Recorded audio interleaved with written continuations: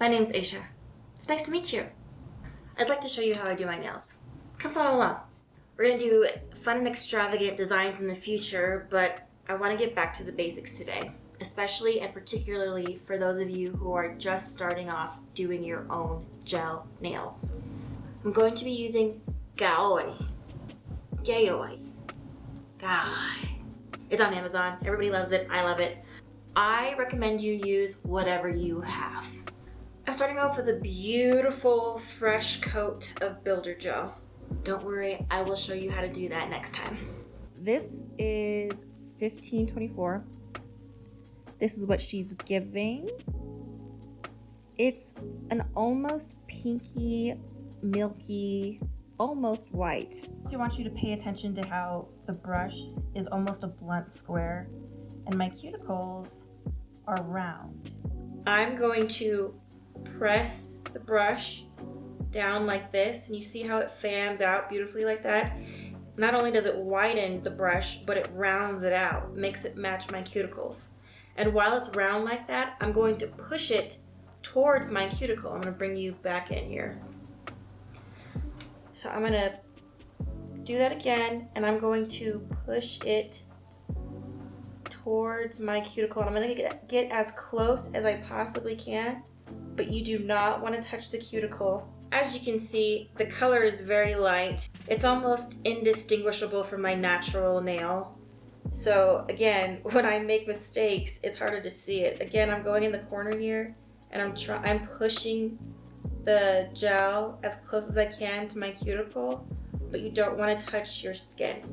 And I'm pulling my nail to the side here so I can look into the sidewall. You want to make sure you work with very thin coats. It's better to do 3 thin coats than 1 or 2 really thick coats. For one, this could cause bubbling, which is ugly. Also, it's easier to cure thinner layers. Okay, I'm going to show you what I did the first time again. I have a kind of a bigger glob on this brush. I'm just going to put it in the middle there, maybe brush it out to the end, just leave it there. We're not going to the sidewalls. It's all right if you can't get super close to your cuticle. You will get used to it. It just takes some practice. After doing your nails a few times, you will easily be able to get very close to your cuticle, but don't worry about it at first. You definitely want to prioritize not getting the gel on your skin. So if you can't get too close to your cuticle, that's fine. You don't want to flood the cuticles because it leads to lifting and chipping, which doesn't look good, but also, again, you do not want to get in contact with the gel. So having regular prolonged exposure to gel can potentially lead to developing a gel allergy. More specifically, there's something called methacrylates, I think that's how you say it, in the gel, and you can find methacrylates in some plastics and leathers. It's not just only in gel nail polishes. It's a chemical compound found in a lot of different things. If you develop the allergy, you can see some redness, burning, hives, rashes, itching. It's not pretty. From what I've read, it sounds like it's a permanent thing, unfortunately. It's treatable, but people find themselves having to avoid those acrylates for years and years and the rest of their lives. I like to put my pinkies like this. Doing your nails sometimes requires a little bit of contortion, but beauty is pain. So you definitely want to avoid prolonged exposure to uncured gel as much as you possibly can. You want to make sure you're completely curing your gel. All right, so it's hard for me to not touch the skin on my pinkies. As you can see, I'm touching the sidewall here, and I will show you how to fix that. I want you to get in the habit of correcting your mistakes with a tool, like a cuticle scraper or a brush soaked in acetone. Get in the habit of doing that instead of using your other hand to correct your mistakes.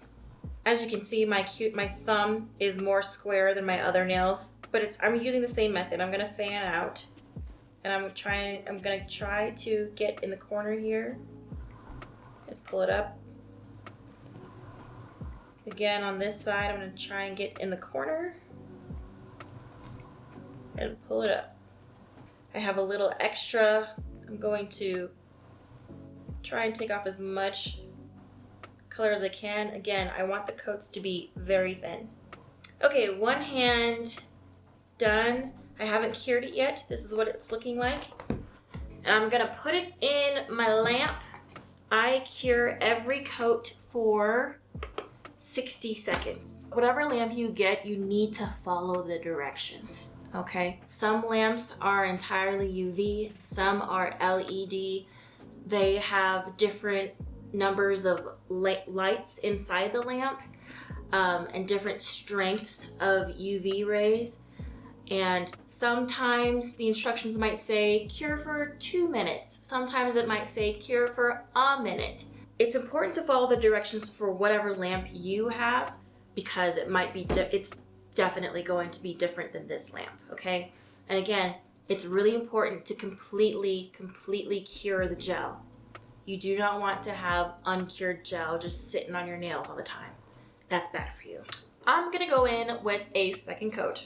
You can even do 3 coats total, but I wouldn't do 4. 4 is a bit overkill. If the color isn't opaque enough for you by the 3rd coat, then you simply aren't a jelly girly. You wanted something more opaque, which is fine. Going in and I'm pushing it down. And when you do the second coat, you don't have to be as precise as you were with the first coat. And when it comes to sheer colors, your second coat blends in very naturally with the first coat. So it's really hard to tell where your coat is. So if you don't go as close to the cuticle as you did the first time, no one's gonna know. It's nobody's business, honestly. It's between you and God. And you also don't need to worry about getting super close to the sidewall like I am. I'm just a perfectionist, but most people see your nails flat and they can't even see the sidewall. But if you're just worried about yourself and having to witness your own creation, then yeah, try and get as close as you can to the sidewall. And again, we're keeping the coats very thin. Last but not least, my thumb. All right, I skipped my ring finger, and that is because I always like to do a little something on my ring finger. I'm going to use this blooming gel. This is so awesome. Again, especially for beginners. You can do so many cool designs that look like it took you so much effort, but it's not that hard. Blooming gel is so easy. Okay, I've got like this much on my brush, not a lot. You don't want to do it, you don't want your coat to be too thin, but again, you never want it to be too thick. You don't need to be precise about how far down to the cuticle it is, especially because what I'm about to do, it's not even going to touch my cuticle. I decided I want to do a dark blue, but I don't have a dark blue. All I have is this one. This is from Model 1s. I love this brand. But it's like a royal blue, and I want more of like a navy blue. So what I'm going to do is make it up. Ideally, you're not going to be making up a brand new color. Just a tiny little drop of blue, and then I'm going to go in with an even smaller drop, not even a drop, of black. Now I'm going to get a brush. I'm going to be using this kind of brush. Okay, that's more like the color that I wanted. So I have the blooming gel on my ring finger, and I'm going to pick up some of this. I'm going to bring it up here, and I'm going to kind of swipe it. This is why blooming gel is easy. You don't have to be precise with it. You can mess around and do whatever you want because it looks pretty when it blooms. It already looks like a little something. What exactly? I don't know. But I'm liking it. Maybe I'll go like that. And maybe I'll go like that. And then I'll put some color back on top. I want the color there. And I'm liking it. So what I'm going to do before it moves even more, I'm going to cure it. And I've decided I want a little more dimension in my ring finger here. So what I'm going to do is apply another coat of the blooming gel. Also, sorry the bottles are so yucky. I do my nails a lot. sometimes it gets messy. It gets messy a lot. So I have a new coat of blooming gel, and I have some white right here. I'm gonna dip in here. Basically what I'm doing right now is I'm practicing before I do it on my actual nail. I'm grabbing a little bit on the brush, and I'm testing to see what the application will probably look like on my nail before I actually touch my nail. So I think I'm going to get rid of some of that excess, like so. And with this small amount on my brush, I think I'm going to work with that. Just do what I did the first time, but a little less. I want some dimension with the white, but I don't want it to be white forward. Again, blooming gel is amazing. You do not need to be precise. I think I'm going to get a heavier dollop of gel, and I'm going to make a line right here, like so. I like that. Now I'm going to cure it. I recommend you get a small lamp, so you can cure a finger at a time. Especially if you're like me and sometimes you just want a little something on one nail. You don't need to cure the whole hand. If you wanted to add more dimension or perhaps another color, you definitely could. I think I'm satisfied with this. I think I'm going to leave it there. What I am going to do is add a charm. When I said I like a little something, I meant I like a little something. These are so funny. These are caviar beads, all right? Excuse me, sir. Sir, excuse me. Sir, these are caviar beads, and this charm, it's from a pack, whatever that says. Everything's on Amazon. Amazon, unfortunately, has everything, and it's all affordable. What I'm thinking of doing is making it look like my ring finger has a ring on it. I'm gonna show you an ugly bottle again. This is my rhinestone glue. It's seen better days. I bought it a long time ago, and I still have so much in it, and I love it so much. You don't wanna use thick coats of this either. It will burn. If you wanted to do like 3D nail designs with this, like so, you could. Sometimes when you cure with your lamp, you get something called a heat spike.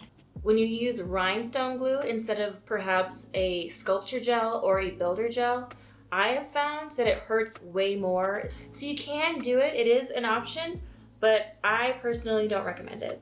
I'm going to dab it with a clean brush again. I'm just gonna spread that around a little bit. Tweezers, I recommend you get some tweezers. You can use the tweezers that you use to pluck your mustache. I did that for a while. Oftentimes when you get gem packs on Amazon, they come with some tweezers, all right? So you usually won't have to buy them separately. All right, I'm putting that fat diamond right there on the middle. Here's what I'm gonna do. I'm gonna flash cure because it is literally not holding up. I'm gonna cure it for like 5 seconds. I'm gonna make sure the gem is positioned the way that I want it to be because it's gonna be stuck. All right, cure. 1, 2, 3, 4, 5. It's not completely cured, but it's going to stay. Now that I know that the gems are too heavy, I'm just gonna put a little dollop on the one side, and I'm gonna work one side at a time. Get a big fat caviar ball. Ooh, they're slippery bastards though, I'll tell you what. Oh my god. Oh my god. Now we can work on the smaller beads, and the smaller beads are less stubborn and they will be able to stick better. You see I'm trying to do a gradient, right? And as you can see, I have these beads everywhere. They're a little messy. They stick to the top, so it's kind of hard to avoid not getting them everywhere. I don't have a hack for that, for not getting the beads everywhere. All I do is I pick them up like that. I put things down and I pick them up. I pick things up so I put them down. Look at that, how pretty. So the coat that I chose is Your Nails But Better, right? The joys of having animals in the household. Please sit down. Sit down and have a good time with me. It looks like your natural nails, but super pretty. And then you have a fancy little ring finger. Now we're going in with the top coat. Again, I use Model 1s. I love Model 1s. Model 1s is amazing. I have no notes. It's the best top coat I've ever used. No yellowing, no cracking, no chipping. My manicures last forever, forever, ever. Do my thumb first, and it's the same spiel that I told you a few times. I'm gonna fan out the brush, and I'm gonna push it towards my cuticle, getting as close as I can, getting as much of the side walls as I can. But again, we're keeping the coat light. If you find that your top coat isn't shiny unless you do a thick coat, you're using the wrong top coat, okay? Model 1 is great, and it's cheap. Pushing it towards the cuticle, bringing it all the way down. Towards the side wall, pulling it down. Towards the side wall, pulling it down. You wanna move it in the light, make sure there are no gaps, make sure you didn't miss any spots, okay? Side wall, pull it up. I'm sorry if you can hear my cat. He is just a baby. He's just a baby. I'm gonna skip that nail, and I'll tell you why. I still have some gel, so I'm not even gonna dip back into my pot.